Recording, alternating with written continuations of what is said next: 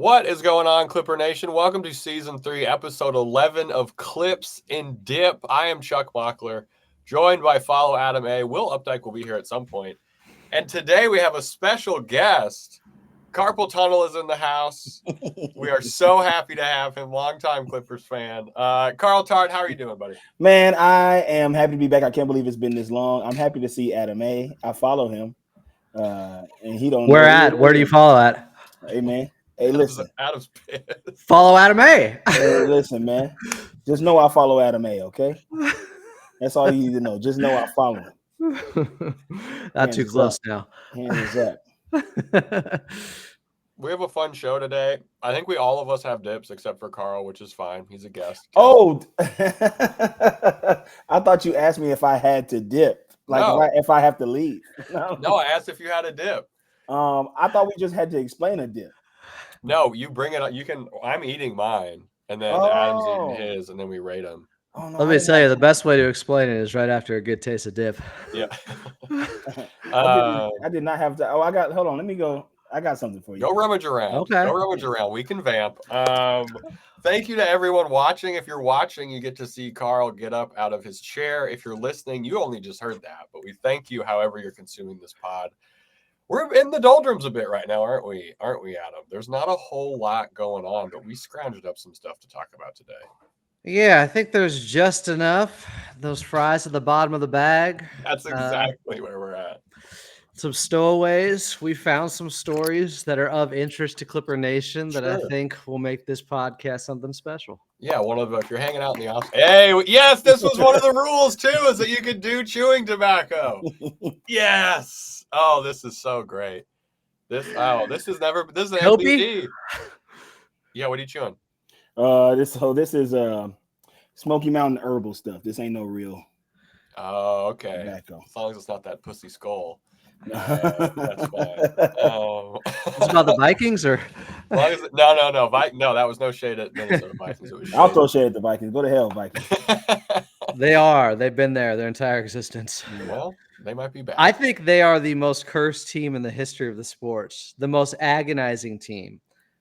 When you look at being so close but yet so far, the Vikings, I think, take the cake over anyone. Did they lose 4 Super Bowls in a row? They lost like 4 in, I don't know, a few years with Fran Tarkenton. Now, that's tough because I don't know if we've ever talked about this, Chuck. There's an NFL pod now for the next 2 minutes. Yeah, but I know it's gonna come back to the Clippers because any sport. I want to know what y'all think of this because I was asked this question. We support a team that has famously not made a finals. What if we made the finals 4 years in a row and lost all 4 years?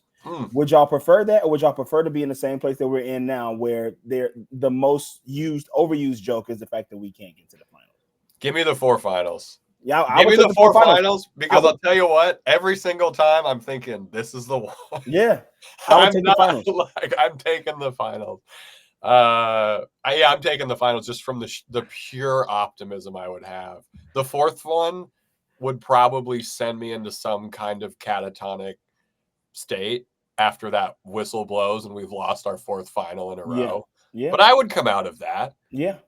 Knowing that we can make it there. The problem is, even with the Bills, it's 1 game you lose. Here would be 16 total losses over 4 straight years. That is a lot of compounding pain. The compounding interest of that pain, that is some Warren Buffett-esque. But the compounding interest of that hope. When you get to, I'm assuming we're not going to win one. No, but we don't know that going in. Like in this scenario, it's like you've been transported, like you're hitting the head with a magic hammer and you go back. And you don't know that it's going to turn out that way.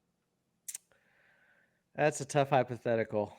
I just want them to win one eventually. I don't like this scenario at all. I think in the end, it would make Adam's like a third scenario. They win 4 championships in a row. It would make you a much more defeated fan in the end. Like Chuck said, I don't know where that 4th one sends you. I don't know what place of basketball oblivion that sends you to when you lose 4 in a row. So I'm trying to think. The Lakers lose 4 in a row in the 60s at one point. Yeah. Jerry West had lost 8, right? They probably lost 4 in a row at some point. Yeah. There were 8 teams back then. but still, that's pain. That is. Ooh. But also that develops a stronger fan base because that's what really started it off for those guys. And their Minnesota years. Yeah. Where they won most of their championships. Would you put the Clippers, I mean, since we're talking about it, would you put the Clippers, Carl, how would you view the Clippers in the most cursed franchises list? I think we're getting out of that. You know, I went down to the Intuit Dome and saged it. And so then we're good. I think we're getting out of that. No, I mean, listen, I think we are only cursed in the sense of I don't believe in the curse anymore because we made it to the WCF. And I think there's not some new curse trying to pop up. No away from the NBA Finals. He saged new boss curse, final boss curse. I saged it. I put some ashwagandha in every seat. I put some She Legit, so everybody's gonna be hard at all the games. I think things are gonna get that Bruno Mars concert was crazy because that was the first go for that. Everybody gets a Microsoft brand honey pack.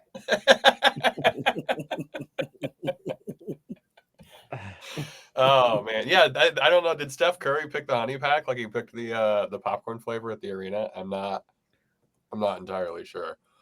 But you're not putting us. You think we're out of the curse? Yeah, man. I'm not even claiming that. That's out of here. All right, curse is gone. What would it take for you to feel like they're cursed again next season? No, I'm just kidding. I don't want to. The dome would have to collapse. I literally think the dome would have to collapse. If that happens, then I'm like, all right, man.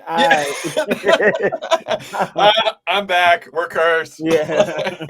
There's no curse. The Red Sox overcame whatever it was for no particular reason. They just were better that year. Same with the Chicago Cubs. If those teams can do it, anybody can do it. Things really went to shit after the Cubs won that World Series. You look at the timeline of events in the world. They traded something for it. I'll trade another pandemic for a Clippers championship. A non-pandemic championship. Yeah, I will for a regular everybody outside championship. I will eat a Wuhan bat. I'll do it. You're holding it up. Oh man. Okay, so speaking of Intuit Dome, the Intuit Club is about to be a thing. There is now, thanks to a bill quietly passed in the California Senate last night, an exclusive venue in Steve Ballmer's brand new Intuit Dome in Inglewood will be able to be open until 4 a.m. We there. AB 3206, introduced by Assemblymember Tina McKinner, who seems like they party, authorizes alcoholic beverage sales to occur between 2 a.m. and 4 a.m. upon the on-sale licensed premises operated in a fully enclosed arena with a seating capacity of at least 18,000 seats, right there, located in the city of Inglewood. We're there. I don't know. 4 a.m.? Aren't they at like 17,900 or something? No, they don't have. No, the article said they're 18, so they must round up. Yeah, I mean, in this scenario, you're the only player. Come on, man, go somewhere and get some fold-out chairs. Listen, the Forum back in the day, toss them on the. Back in the day when they were remodeling the Forum, they would have the stands outside in the parking lot. Just go roll one of those across the street. That's going to be an incredible time. 4 a.m. in Inglewood. Yeah. I'm sure there's some steel chairs left over from WrestleMania at SoFi that we could go over there and get and make it 18,000. I mean, it was clearly passed specifically just for Intuit Dome. Man, let me tell you something about Steve Ballmer. He's the man. Okay, that dude is the man. This is gonna be fun. This is gonna be some like we're gonna be telling a documentary in 20 years, being like nights at the Intuit Dome. You know, the classic club curse. Yeah, sit down. You go. I mean, everybody was there. Yeah. I saw Billy Crystal. I saw Frankie Muniz. I saw Paul Scheer. I saw Carl Tart. Ralph Lawler walked in. James L. Brooks stopped by for 5 minutes. No, the 4 a.m. This is so funny because I'm wondering if they've already started promoting this in some way to the people who can afford. Because I'm assuming it's not everybody can be at the Intuit Dome. Yeah. Slinging drinks until 4 a.m. It says it's kind of a private club. I'm wondering if they've already been pitching this to people like, you guys know what we're going to be having, right? Like 4 a.m. There's going to be some players in there. Hey, if it's a bad game, Clippers talk gets ugly. I'm going down there. There's going to be some players in there for sure. But drink my worries away. We do it live from the club. You know what I mean? Oh my God. You hear the noise in the background. Yeah. Hey, what's going on? Adam. Pause for station identification. The crowds were doing the station identification. Yeah. Hey, it's safe harbor hours now. Anything goes after 10. You listen to the Patriot radio. Yeah, it's one of those games. But tonight it's the Patron radio. Let me hear you say, you a Clippers fan? Say yeah. Now, if we could do a live from the Intuit, an exclusive venue inside that arena. Oh, again, we put this message out to anyone who was listening after we talked about checking out the Lexus Lounge. Absolutely insane seats. If you have an open seat, one of us would love to join you to a game. If you have an open guest list spot to the 4 a.m. Intuit Club, we're there. Genuinely, anytime, anywhere, any of us on this podcast would go. What's that private club at Disneyland? Club 21? 33? Is it by the Blue Bayou or something? 33. Is that a really 40 line? Yeah. That's so funny. I think he said, you liable to find me in downtown Disney at Club 33. Club 33. You're thinking this might rival that, Adam. 4 a.m. is 4 a.m. 4 a.m. is, I don't know, at a place like that, the nicest arena in the world for that long? We've been hinting at retiring Blake's number. What if we just call this club Club 32? Oh, that's a good ass idea. That's a good ass idea. Disney guy is a Clipper fan, so he might let us do Iger? Yeah. Bob Iger? Yeah. He is? Oh, he'll be there. Yeah, he's often at the games. He was at Crypto. Man, if you're at the games at Crypto and you're not at the games at Intuit. I mean, Disney's into those crossovers. We got Bob Iger with us now. Like, do you think he'd come on the show? Oh, in a heartbeat. Bob, do you want to connect with the real fans? So the club seems fantastic. Club 32, which is what I think we're going to start calling it from this point on.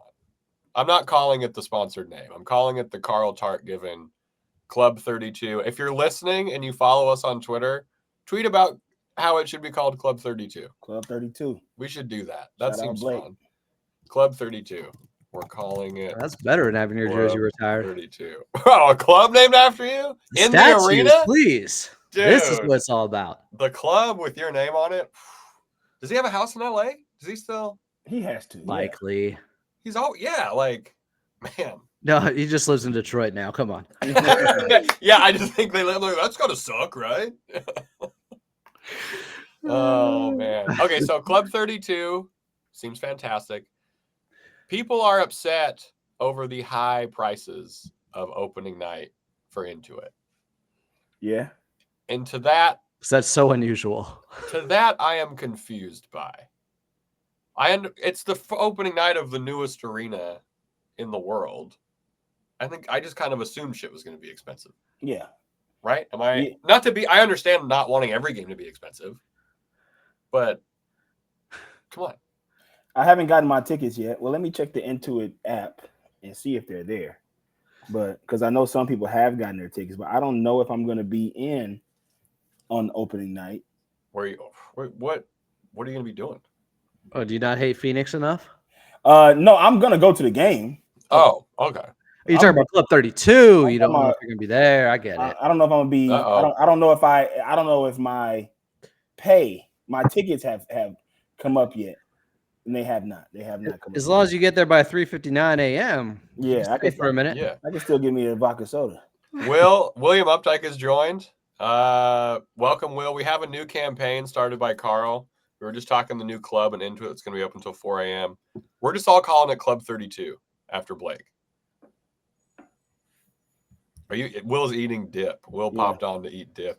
Muted. I love it. That special place at Disney was Club 33. Yes. Bring it down a level. Club 32. Well, a digit, not a level. It's still the same not level a level of club. A higher, just to be modest. Yeah, just a digit. But no, the opening day ticket thing, it's like, I don't know. Just get over the first hump. This team is also not, it's. Are you selling yours, Carl? My opening night ticket? Yeah. I don't know if I have it yet. If I have it, I'm not going to sell it. I want to go. I want to be there for opening night. Also, me and a lot of the friends already said if our season tickets don't have us listed at opening night because a lot of us got half seasons. If we don't have opening night tickets, we're just going to try to go to the wall. Hell yeah. Yeah. I just want to be in the building for that first night, Absolutely. And there's got to be some kind of that seems to be the mentality, hence the higher ticket prices. This is a normal thing that happens all the time. New arena, new stadium. You want to be there for the first night? Yeah, Will's locked in the Matrix. He's locked in the digits right now. And even if you can't get into the game, if you're close by, there's going to be stuff on like that main promenade walkway thing. Like there's going to be tailgating and whatnot. I know, Will, you were furious about opening day prices, right? Uh-oh. Will is in the Matrix. I think it makes sense. I'm going to switch computers. This is pissing me off. Two computers? Wow. He shouldn't be mad about opening night prices. I know Alienware. Yeah, I don't know. I haven't looked at prices for other games. But again, this team is going to be difficult to play. But this is not a team that's a championship contender. Does Carl know that or this season? Wait a minute, what? Will is maybe on this is our year train, but I'm not on that train. So tickets are it's gonna even out. You can get season tickets to the wall for $1,300 and have it as close as row 3 if you get there early enough. It seems like they have a lot of reasonable options out there. The early enough thing, I can understand being an issue for some people, but $1,300 for season tickets. That's pretty tight. Early enough is an option. Should you choose to come early enough? I was just looking on Ticketmaster right now, and they don't even have tickets for the first game. Oh, there have been people complaining. It's a hot ticket. The first game is Dallas on October 14th that they have on Ticketmaster here, unless I want to go watch them in Oceanside, which I am thinking about doing. That I'm 100% down to go see the Oceanside spot. I don't think you can go the route of we want our own arena, a new arena, the nicest arena in the world, but also we want those tickets to be cheaper too than they were at crypto. You can't have both in this scenario. You can't have your cake and eat it too. Ballmer still paid for the damn thing. You never gave a cent from your taxes. That's a pretty good deal. Well, that should be baseline deal. Yeah.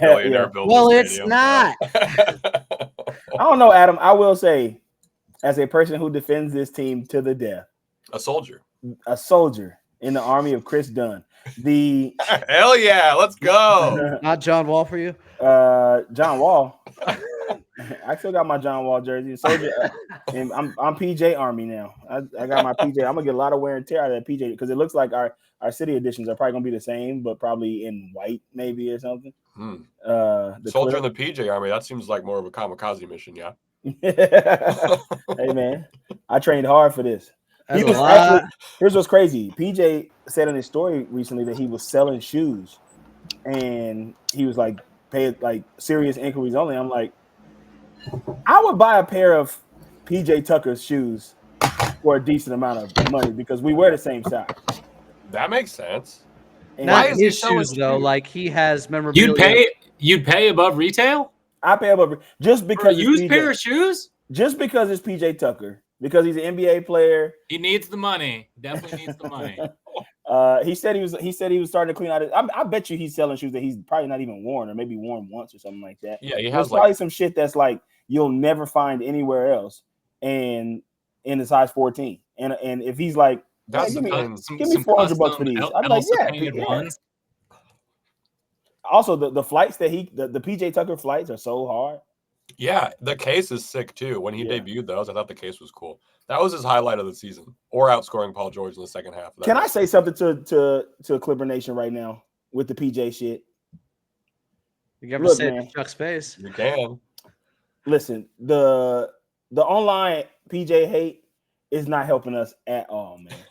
It's not helping us at all because I guarantee you, when PJ finally gets off this team and he goes on a podcast, he's going to shit on our organization like probably nobody else has ever. He's done it while he's on the team. So yeah, who cares? I haven't heard that. Oh, check your local paper. What was it? 2 papers, the OC register, and something else. You got sent home for insubordination, basically, right before the All-Star break, right? I do remember that. But what did he say about the team? He just talks about how, he had the first quote about how he had the hardest transition to make after the trade. the trade that involved James Harden coming to the Clippers. And then there was a couple things about just like he can't get his minutes to show how effective he can be, despite getting those minutes. He thinks he got a raw deal when we had to take on a bad contract to not give up another draft asset. Oh, okay. And gave him not one, not two, but 3 different opportunities. 2 stints during the regular season when they first got him, then realized he was really bad and they can't play him. Then he complained, got another chance for like a week or so, and then got to start a must-win Game 6 against the Dallas Mavericks. I think he got a fair shake. I don't know, man. I like that the Reddit threads about PJ are look, Reddit threads. Come on. What are they saying? They're just, I mean, Adam, it's nothing. show me the I Reddit mean, threads. Adam, you probably agree. It's not me. It's not me. That's follow Adam B. Yeah, on follow Reddit. Adam B on Reddit. He got so many shakes. He got like the 4th and 5th shake at the urinal where you're like, what are you doing over there? You playing with it at this point. I think. Do you have the PJ Tucker jersey? Yeah. Sick. Hell yeah. You want me to go get it? I was going to say, is it in the room with us? Yeah, is it in the room? Is it watching us? Is it levitating Feels like it. watching us here? Talk amongst yourselves and be nice to PJ while I'm gone. Get the John Wall too. People are in and out of this episode. This is the second time Carl's got. I don't know what's going on with my computer. I'm on the exact same internet right now. Honestly, the exact same computer. They're both 2016 MacBook Pros. How excited are you for Club 32? We talked about that a little before you got on, but we're trying to do a live episode from Club 32 at some point. Well, there ain't shit else really going on around there. So there's lavender blue. You got to get over to lavender blue. You gotta have one bar. So I'm hoping if it's 2% as good as Hank's, I guess that's the best we can hope for. And if you're in Inglewood and you haven't been to Lavender Blue, go to Lavender Blue. You got. Also, if there are a bunch of other bars in that area that I don't know about, sorry, flame me. I don't. Oh, you got the city edition. Yeah. If you're listening, if you also have a jersey, how much did you spend on that? Just wondering. I paid triple for this. So like $20 or it was a custom. It was not from the team store. This is game 1. Yeah, he bought it from PJ Tucker, dude. He needs the money. He needs the bucks. That was his first game against the Lakers. Yeah, I get it. I got it. When everything went on sale at the end of the season. It's a good call.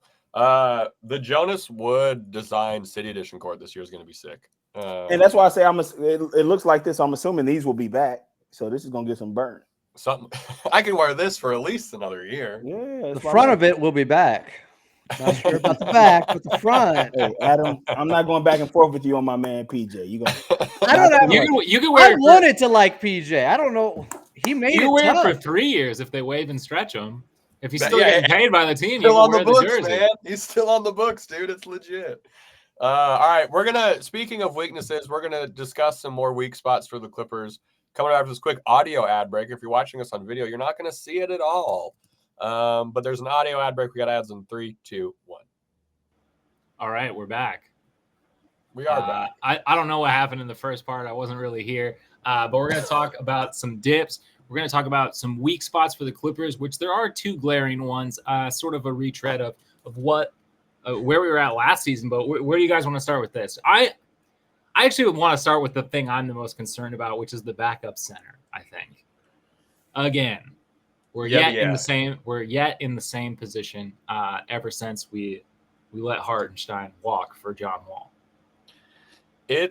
People seem kind of optimistic on Clippers Twitter about the backup 5 center competition, which as it stands of 5:33 p.m. August 22nd, 2024, is Mo Bamba versus Kai Jones. Is it Carl? Who would you like to see? Carl, who's the other 2 centers? Who would you like to see back up Zoo? You hate Zoo, so you don't want him to have more minutes. Obviously. You mean who would I like to see start? No, exactly. Yeah, who should Zoo be back? Let me show you my City Edition Kai Jones jersey. Kai Jones. I can't wait till it's abundantly clear Ivica Zubac is the 3rd best player on the Clippers this season. Oh, I think it's pretty clear, Adam. To everyone? I think it's pretty clear. I take a shot of Jack Daniels every day when I think about it. You're hurt. I'm hurt. You're waking up holding the gun going. How many Tarts have died on that hill Thinking of Ivica Zubac isn't a good basketball player. Third best player on the team. Who's the third best player, Carl? It's Ivica Zubac. I'm agreeing with you. I'm agreeing with you. It's him. Seems so sincere with this agreement. Okay. Unfortunately, it's him. This is hard for Carl. Carl, he was the second best player in the playoff series. Zubac is him, man. Man, get on board. Fucking sucked in the playoffs. What are you talking about? They took a team that went to the finals to 6 games without Kawhi Leonard, basically. Hey man, listen. I'm way more optimistic than you are, Adam. Are you? The time. You hate PJ Tucker, bro. What are you talking about? Carl loves the worst player on the team. I love the worst players on the team. Man, here's what I will say. I'll give you this. You are a true hooper, Carl. You really know your stuff. Thanks for coming on. I'll give you this. First of all, chill out. Number one. This ain't the radio. You can't cut the guest off. I'm not fucking Morris from Long Beach. Okay? Yeah, this isn't some caller. Sometimes I wonder. Let's calm our shit down. Number one. Number two, I understand that Zubac is the third best player on the team. I get that. It is something I have to live with this whole season. And I did, if you want me to praise him in some sort of way, he played great in Olympic ball. And that gave me hope. I was like, oh, this guy international plays differently than he does in the NBA. This is interesting to watch. He was balling out. He was balling out for his home country. Maybe we need to get more Croatian people on the team. Ain't that where he's from? Yes. Yeah. He was balling out. But now his backups are the backup spot for him is bad. Yeah, those guys, neither one of those guys are. I mean, Mo Bamba's never panned out the way he should. Kai Jones actually showed a lot of flashes. He's a flash guy, right? Yeah. Like he's a highlight. He's a do a big dunk guy and then maybe give up a couple points in the paint guy. Yes, and neither one of them are as strong as Zubac is. They don't defend as well as he does. So it hurts you. It hurts you so much. But why? Let me ask you this though, because I think I'm being misconstrued here. What do you think is hurting me? That you have to admit that Zubac is good. No. That's not what's hurting me here. What's hurting me is the fact that I have to admit that he is the third best player on our team. Got it. When that means our team is not very good. I understand. That's what I'm saying. Yeah. That's what's hurting you, not holding a PJ Tucker jersey in your hands right now. It's the Zubac. First of all, the PJ Tucker jersey is not in my hand. My dip is in my hand. Yeah. That's number one. PJ Tucker jersey is over there. I will get it. I'm gonna bring it. I'm gonna mail it to your place. What does Ivica Zubac have to do to truly win you over, though, and feel good about him being the third best player? What are you looking for from a points average and a rebounding average this season? And blocks. Give me, you know what? Honestly, for a starting center in the league, let me check here. Let me do some research. In today's NBA, by the way, where there's only about 5 guys that are really superstars at the center spot. At the center spot. Let me see what where are you going? Jokic, Embiid? No, neither one of those guys. I'm not even come on. Jared Allen was 16 and 10. I want from Zubac 18 and 10. Ooh, sign me up. I don't think that's crazy. I don't think it's crazy. I'd take it. What did he do last year? I think it's possible. Let me pull it up. In the series against Dallas, he was about 16 and 10. He averaged 12 and 9 heavier last minutes. He averaged what last year? 12 and 11? 12 and 9 last year and 9. fewer minutes than he played in 22-23. Yeah. Okay. That was frustrating. Because we got Tice and Plum.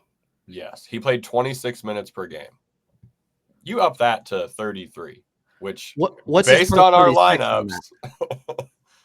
What's his per 36 from last season, Zubac? No idea. Are you looking it up? I am now. Can we agree on this, Adam? Can we agree that with this team, if we are to compete, him being the third best player on the team, if we are to compete, if we are to try to at least get into the play-in, he is going to have to take another leap. Right? To get into the play-in? Yeah. To get the 10th seed? To be somewhere between 7 and 10, yes. I don't think we're going to be any higher than that. Well, I think if he gets the minutes, he'll make the leap. So last year's per 36 was 16 and 13. So if he gets 32 minutes at least, I think he'll be in business. I agree he is probably the most important player coming into this season for them to have success. If Ivica Zubac doesn't show growth, if he can't be consistent, if he can't stay healthy, because remember, he missed some time last season with that calf injury, then the Clippers are really in trouble because it goes back to the backup center position. And Mo Bamba, who, as you said, was unproven. Kai Jones, he's played 600 minutes in the NBA. Flashes for sure. On Charlotte also. Like it is, he's a really raw player. I love him. I hope it works out. But it's tough Yeah. I'll take Mo Bamba though over what they got, the version of Mason Plumlee they got last season. The second half, I think Plum was playing well in the first half. After he got hurt, pre-injury. Pre-injury Plum was kind of in a little bit of a bag, and Daniel Tice was just really inconsistent. That was the part that was the part that bothered me the most because he would come in like really have a game, and then all of a sudden just like, bro, you can't hit the side of a barn. I thought also 6'9" or 6'10". He's just too small for what the Clippers needed. His defense wasn't good enough for his size. Yeah, I thought the effort was there. There's just nothing he could do about his height. yeah. He would get dunked on all the time, which you were like, keep it up, Daniel. Way to make it more difficult for him at the rim. I also need to see, and I know you disagree with this, Adam, but I need to see more consistent finishing at the rim from Zoo. I think defensively, Zoo plays very well. I think he's a top half of the league center defensively. I'll give him that. I think he's top half of the league. It's not that I'm trying to disagree with you. It's hard to say that when I think from 5 to 9 feet out last season, he finished top 3 in the league. I mean, all right. Listen, he was ahead of Jokic, I think, in that area. Now Jokic took 100. The eye test, though. Yeah, the eye test. I'm still seeing too many missed layups. 63% from 5 to 9 feet out. It need to be 73. God damn it. He shot 67% from less than 5 feet.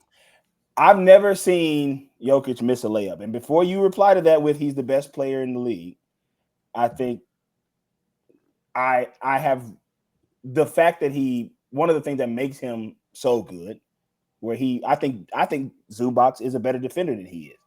Yeah. And I like hearing that. I think if he can just add a little bit more touch, because there is a lot of what feels like easy misses, even though these numbers say otherwise.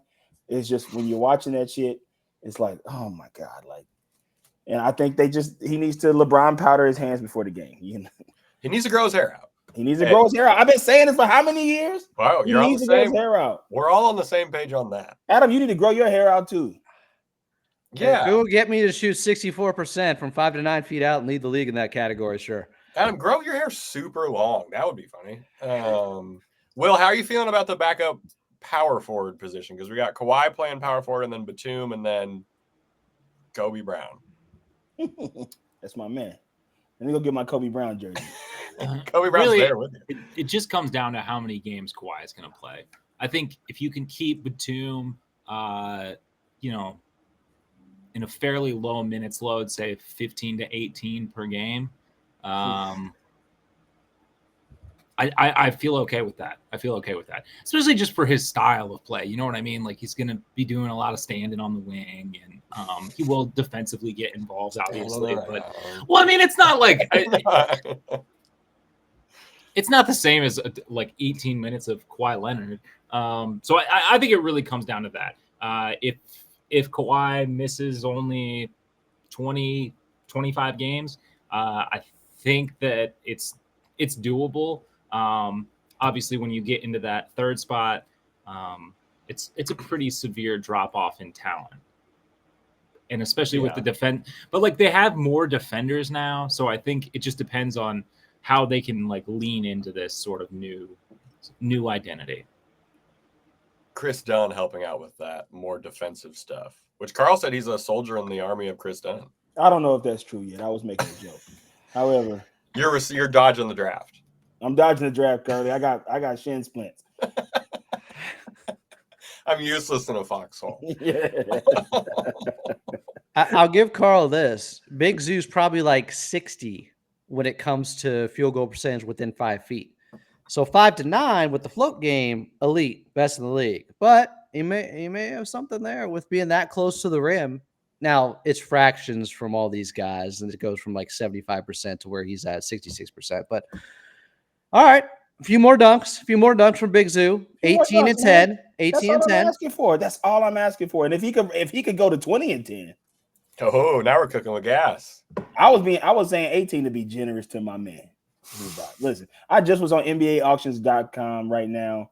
You love that website. Trying to buy a Zubac jersey for cheaper than everybody else in the league's jersey. For sure. I was gonna do it. And I was gonna buy it right now on air for Adam. Yeah. But what? They don't have it. Sold out, man, as it should be. How many you That's got? a hot Adam? jersey. God damn it! How many you got? I haven't worn outside the Batum jersey that I wore for social media from France. I haven't worn a lot of jerseys recently. Yeah, you're not a jersey guy, huh? Adam wore the Batum French jersey to the Intuit Dome tour. You wore what? He wore the French national team jersey to the Intuit Dome tour. No way! Don't lie on my man Adam like that. I'm not. He wore it during our nation's Olympics. Don't lie. The game already happened. I mean, France lost. Well, here's the deal. I said, like in June, if Nicolas Batum came back, I will root for France against anyone, including Team USA. I didn't know they'd end up in a gold medal game against one another. I had to stick up. I had to pay off the bet with myself. Yeah. Seems like nobody lost in that scenario. And I love Batum. But other than the backup 5 and the backup center, everything else seems pretty solid. Backup 4, the 4 in general. Here's what one of my issues is. I'm sure you're going to get to it, Will. So this team plays a little game called basketball. And one of the main tenets, and since Adam said I'm a real hooper, there's one thing I used to do when I was a hooper, is when I would take the ball in my hands and I would do like this, shoot it. You know what I mean? I don't think anybody on this team can do that.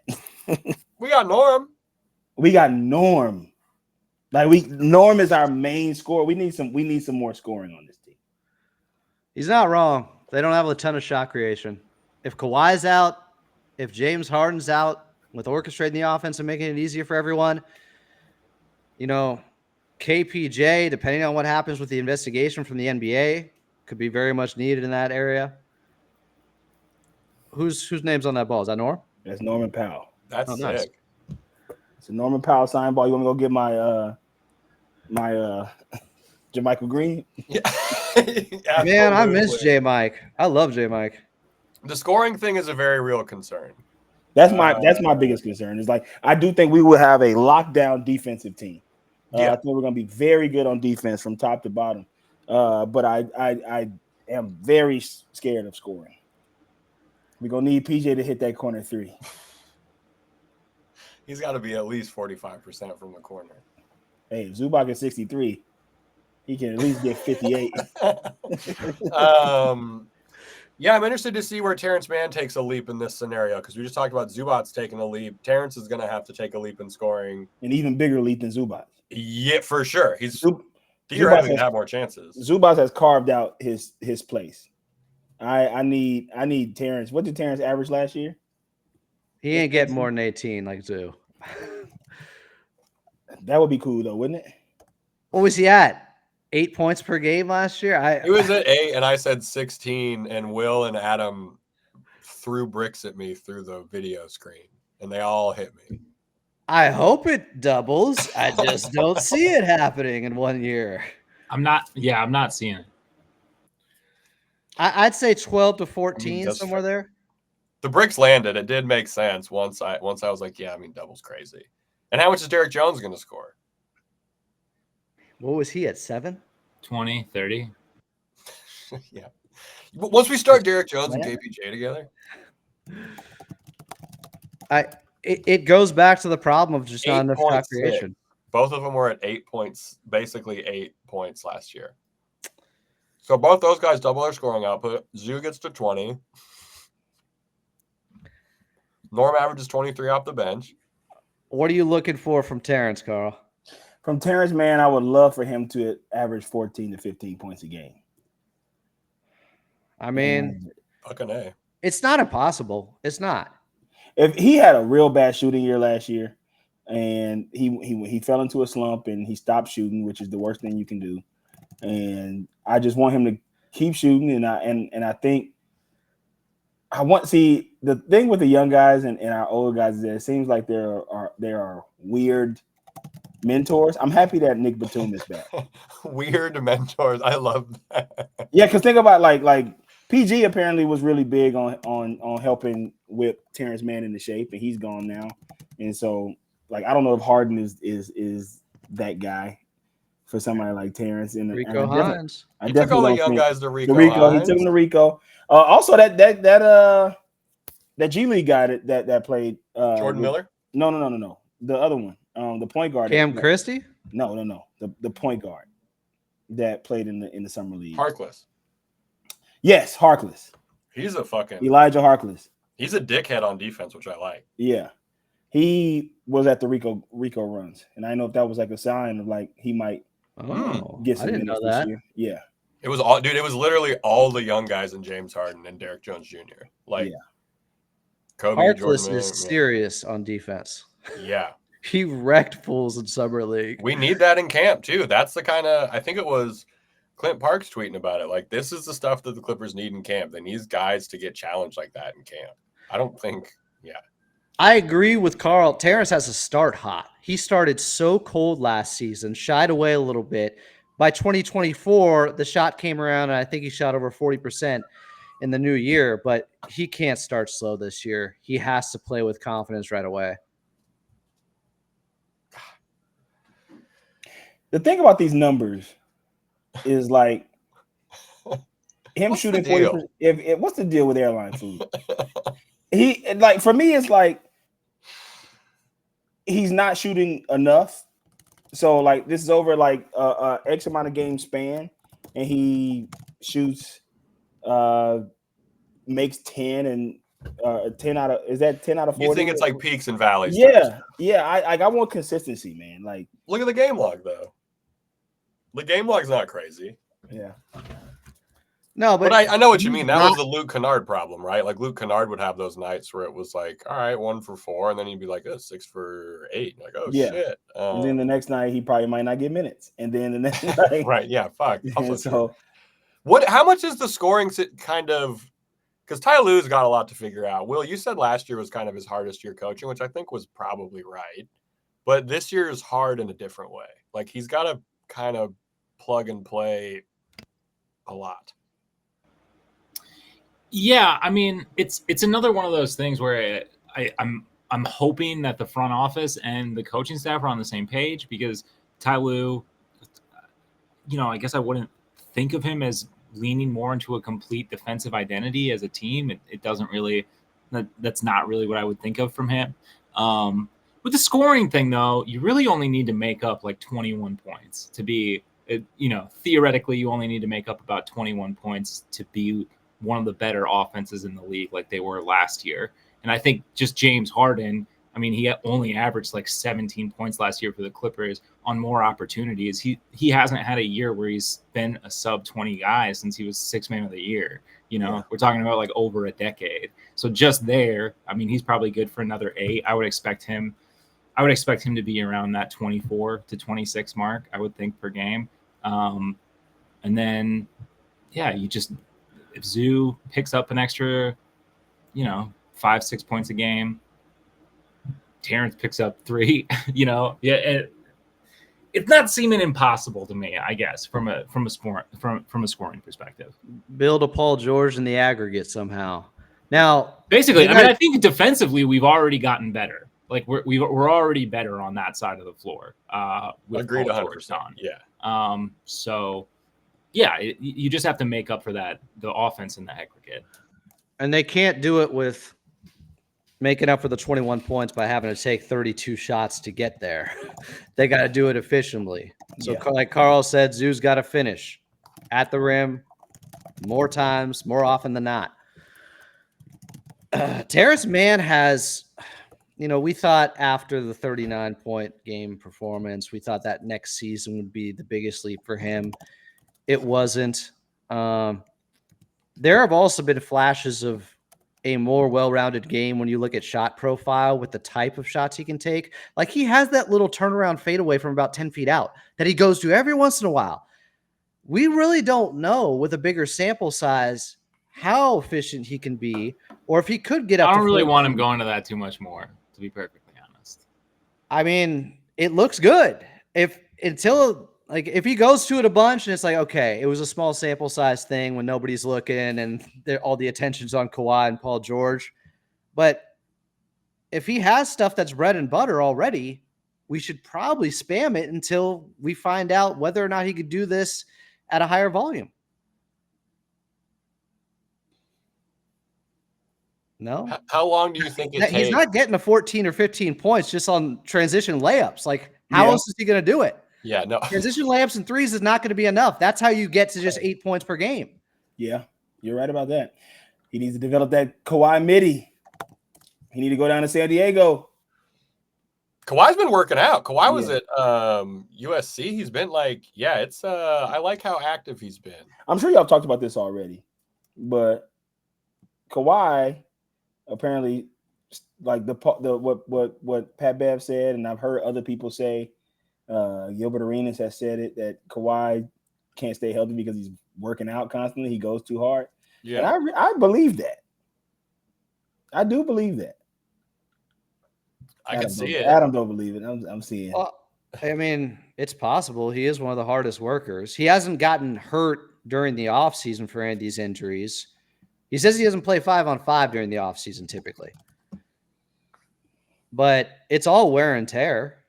If you're that hard of a worker, it's possible that it Pat Bev contributes. said he went down and he said it was a nightmare. You know what I mean? Like he said, trying to keep up with Kawhi at those workouts was like very difficult. And Pat Bev is not a guy who doesn't, not work out in the offseason. On the beach in Uggs. Timberlands. Uggs. I was thinking of Brady. I don't know. He's everywhere right now. Pat Bev and Uggs, that would have been we maybe would have won a chip if he was wearing Uggs. Did you guys see the footage of him playing in practice in where's that, Israel? Nah. He's just killing everybody. Yeah. It's just like I don't know. It's like, I mean, he's gonna play completely different than what he played in the NBA, which I guess is pretty cool. But like he'll probably be like MVP, right? I mean, dude, yeah. Like, and his footwork, you know what I mean? Like it didn't look like he was like, it's Pat Bev obviously, so he's still going 100%. But like it wasn't like playoffs Bev, Yeah. He might put up like a triple-double. It's crazy. He could average a triple-double in this league. Do you think he finishes the season there? Like, do you think he ends up getting a spot somewhere? I think he does. In the NBA? Yeah. I think somebody picks him up. He's done it before. Does he want to at this point, though? Like, I'm sure people maybe want him, but, dude, he's like, if he's getting everything he wants. If he could get, like, some spot minutes for a contender, you don't think he would bounce? I don't know. I guess I don't know. I guess I would be 60-40. If Milwaukee's on the phone, you think he hangs up? Hell no. I don't know. I think 60-40. I mean, no, I don't think he hangs up, but I think there's a chance where he goes, well, I have everything I want here, and he hasn't been playing. You know what I mean? Like him, I'm also like him destroying the Israeli league. Where does that rank in the Euro leagues? Because he's not playing that same kind of basketball. You know what I mean? Like, I don't know. Maybe. He just talked about how he got everything he wanted from this weird deal. How does the schedule line up with the NBA schedule, this Israeli league? Like, could it end before the NBA season's like in February or January? Oh, true, because they actually have more back-to-backs than the Clippers, so he'll be ready. They play 137 games in the Israeli league now. He was a guy who averaged something like 35 points in high school. It's crazy to think about Oh, some of these defensive specialists in the NBA, like him and Tony Allen. And in high school, these guys were getting, and in college too, they were getting buckets. there's Politics. the Rico Chris Dunn. Hines. There's the Rico Hines story of Bev's first time at Rico Hines. Rico was like, he was just dunking everything. Like he was just like, he was playing just like insane basketball. He All right, has how many underrated games? hops. You watch him in the layup line, he always does this joke thing where he'll jump up and act like he hits his head on the rim. He's always like, Pat Bev is sneaky hops. Okay, they don't keep very good stats. They're playing 29 games in each season, it seems. Couple games a week. I bet he gets a prorated veteran minimum before the NBA season's over and somebody brings him back. Yeah, I would just be kind of surprised. Maybe he turns it down. Maybe he turns it down. My favorite warm-up petty Pat Bev thing he would do like an over-exaggerated impression of the Harden step back where it seems like he takes one too many steps. So Pat Bev would take like 4 steps back and then huck it. It was very funny. It was very funny. That's a good bit. It was like when Blake imitated Austin Rivers and did a pretty damn good job. Okay, so like April 10th is when their season ends. Ooh, well, that's playoffs. So he'd have to cut out early. Come home, Pat Bev. To the Clippers, add him to the glut of guards we have yet again. You and PJ could share a jersey. Chris Dunn learning from Pat Bev would be something I wouldn't be mad at all. They have a very similar. Chris Dunn has a great floater game. Pat Bev had a great floater game. I don't know if Chris Dunn needs to learn anything at this point. He's 30. You know what I mean. Like, you say he's 30? Is he 30? He's 29 or 30, yeah. Golly. I thought he was going to be a 6-man offensive weapon off the bench when he came out of Providence. He was balling in the tournament. I never thought he'd take this route in the NBA. He figured it out. He figured out how to play professional basketball. Sometimes you got to switch shit up. Jimmer Fredette didn't know how to do it. All right, we got to take a quick audio break, and then we're going to keep talking whatever we're talking about. If you're watching on video, thank you for hanging out. You can subscribe to us if you haven't yet at youtube.com/@ClippersPodcast. If you're listening, we love you as well. Back with more Pat Bev talk and Dip talk in 3, 2, 1. Welcome back into Clips and Dip. I'm Adam Oslam. We got Chuck Mockler, Will Updike, and Carl Tart here. Hello. Season 3, episode 11. 311 was a big band for me growing up that now does not age well. What was your favorite 311 song? Song? Ooh, that's tough. Maybe I went deep with it. It wasn't Amber's The Color of My Energy. It wasn't Down. It was probably something like Running, which is like a deep cut off transistor or something like that. It was a deep cut. Yeah. Fuck, the posers won't know that one. Posers won't know that one. That could have been a double album. It was like 20 tracks on there, guys. Oh, God. Check it out. All right. So Pat Bev is going to win MVP of the Israeli League and then come play for the Bucks and win a championship. Which is going to be a good time. I don't think there's any way the Bucks will win a championship. No, I don't either. Before we get into Dip talk, Carl, who's your favorite young guy that you're watching for this year for the Clippers? For the Clippers, my man Cam Christie. I think he's going to come in and contribute a few threes. Okay. I think he's I'm just going off of his brother, and I think he's taller and better than his brother. I think he's better than his brother too. And so the fact that he's been able to contribute on the Lakers, I think we might have found a little diamond in the rough. I think he can come in. If he can hit, all I need from him is to do what BJ Boston wouldn't for some reason. BJ Boston, yeah. Well, Brandon would shoot. He just wouldn't make any of the shots. Yeah, and so that's what I'm saying. Like, if Cam Christie can come in and just hit a couple shots. And I also want Jordan Miller to, like, you worked your ass off in summer league, like, come in here and do your best PG impression, you know? Best PG, best Shea impression. Get those dribble handoffs, the lefty Shea. Yeah, that makes sense. How are you feeling about Kobe Brown? I'm more on Jordan Miller train than Kobe Brown. Yeah, I was on the Kobe Brown train last year. I was very excited.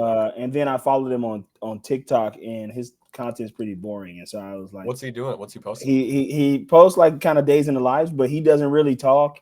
And then he just like He's the McDonald's guy.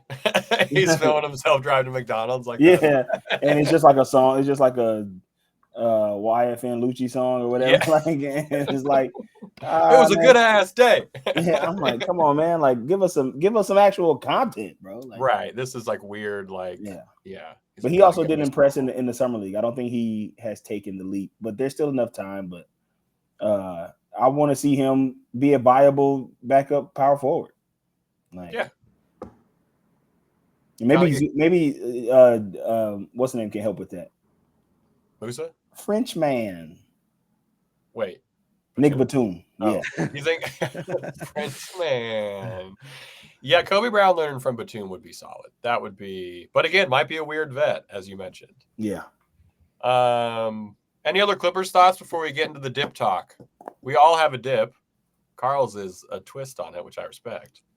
Because I didn't know I was actually supposed to buy dip. You can do chewing tobacco dip. You don't have it's I literally thought we were gonna talk about. I can give you a recipe for a dip. That would be welcome too. Yeah. We're not, but you got to do it with a dip in because that's what you brought. Okay. That's cool. So who would like to go first for their dips?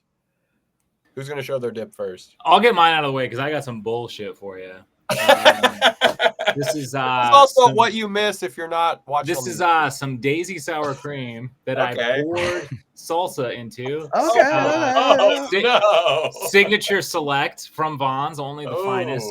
And I dipped some Persian cucumbers in there, which you could see me eating loudly at the beginning of this show. Well, not the beginning when I got here. Well, that was really the beginning.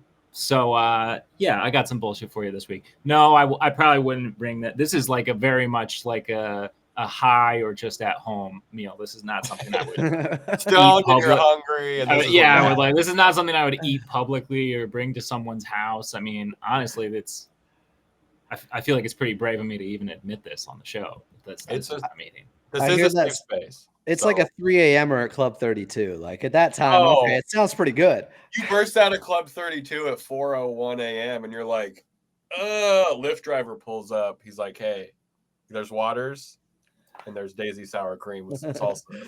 And some $2 Daisy. All right, Carl, what do you got? You got to explain. So what are you dipping right now? Because you're the first guest to bring two kinds of dips. Which we Smoky Mountain Herbal Schnuff. No tobacco. What is herbal stuff? No tobacco, no nicotine. Corn silk. What does it do? What's the point? It makes you look cool, baby. It does. I got this as a Christmas gift. But shout out to Smoky Mountain, America's original. Anyway, I'm gonna tell you a little bit of something about a nice dip that I get made every time I go back home. My stepmom makes some of the best, and also another one, cousin, and it's called a little bit of ground beef rotel dip. You know what I'm saying? Yeah. It's not a real West Coast thing, I don't think. But back home, you get your can of rotel, you get you some nice Velveeta cheese, a block of cream cheese, a little bit of that a $2 Daisy, you know, and you put all that in the crock pot. You cook your ground beef and you mix that in once the cheese is already cooked in the slow cooker. Yeah. And put your ground beef in there, season it up a little bit, get you a big old bag of Doritos nacho cheese, and go to town. That sounds delicious. You ever had rotel, Adam? No. Sounds great though, the way you described it.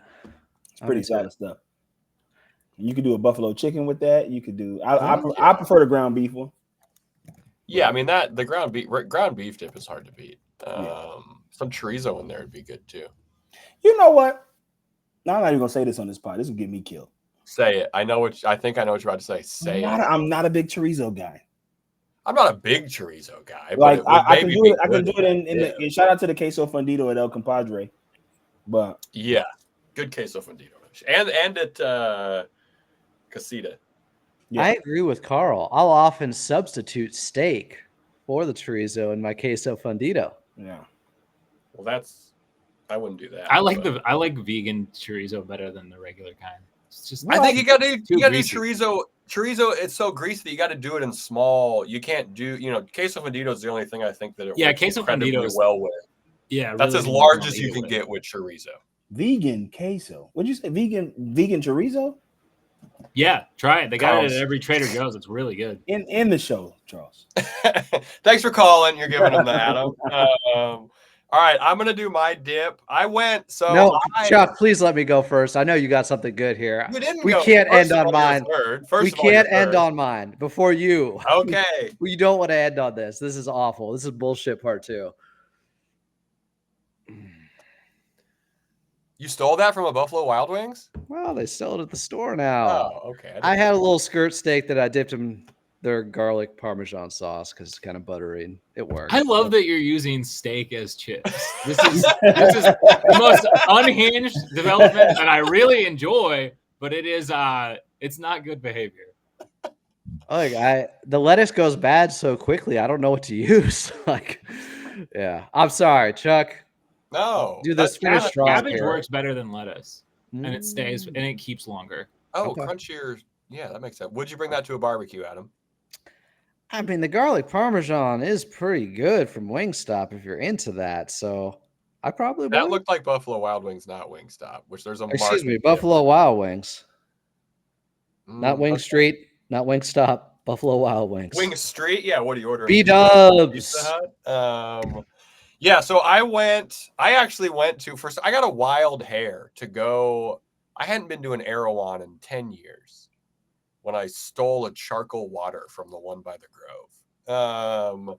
And there's one kind of close by me. I went, and Will, this was inspired by you. This is a keto dip because I know you've been giving keto dip tips.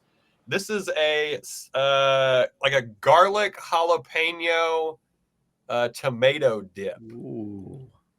I going on. I kept it under 15, which for 2 items at Erewhon is incredibly difficult. What was the other item? A pack of gum? Yeah, no, I got some lavash bread. I wanted to get some like bread, some good bread there too. This is really good. It's a little tomato heavy when you first taste it, but I would bring this to a barbecue. It's rich, and I think I'd put it more on a bread than a chip. But this was good, and that Erewhon was the busiest grocery store I've ever been to in my entire life. I'm never going back. See anyone famous? No, but the security guard was Tay wearing. Tay Diggs was not there. I would have lost my shit if Tay Diggs was there. I would have blown up that his spot at Erewhon. But yeah, good dip, good keto dip. Can't really knock it. It was like $8, which doesn't feel crazy. Yeah. But don't shop at Erewhon. All right.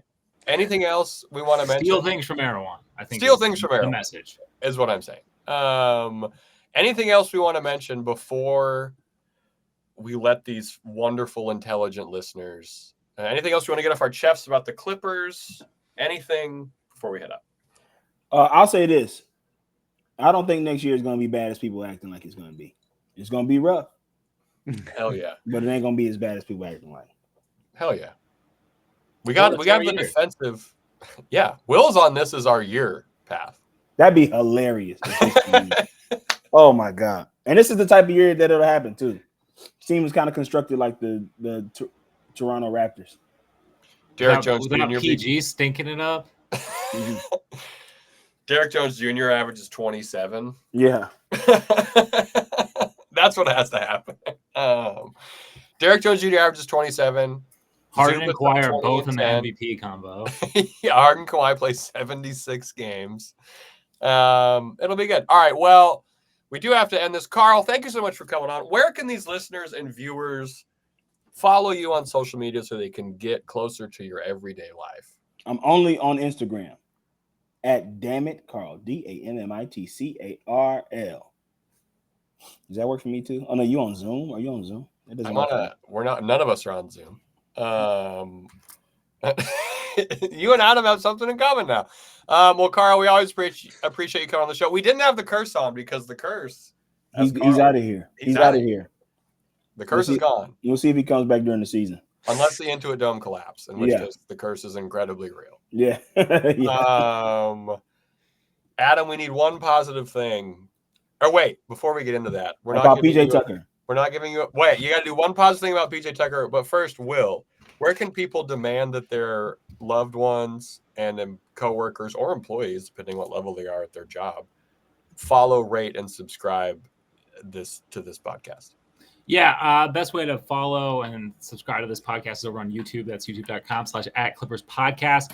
If you just want the audio version, that's okay too. You can listen to us wherever you get your podcast. If you happen to listen over on Apple Podcasts, Spotify, if you left us a little rating or review, we'd love that. But you know what? However you ingest the show, we appreciate you. We appreciate you. And remember to call the club and Intuit Club 32 for Blake Griffin. All right, Adam, one positive thing about PJ Tucker, and then we can get on out of here. So, but the next time we have Carl Tart on, he's going to have a pair of PJ Tucker shoes. And that's going to be cool because a real NBA player put his feet in those things and may or may not have actually played a game in them. You may get them fresh, Carl. There's a real good chance they're not going to be worn or used. So, oh my gosh, I said positive. What? How about he exchanges something positive about the Clippers and the team first? That's a fair point. You guys know, I was rooting for PJ Tucker. I was saying, hey, in certain situations against Zion, against Jokic for a couple minutes here and there, I'm good. I don't know about starting game 6. Hey, You were good. If he's on the team, I'll be rooting for him all the same to start the season. Sure. Okay, there we go. This has been 2 weeks of very weird positive things from Adam Osland on Weird the show. vets, weird positive things. There we go. Weird vets, weird positive things, Club 32. We'll be back next week talking about who knows what. But thank you.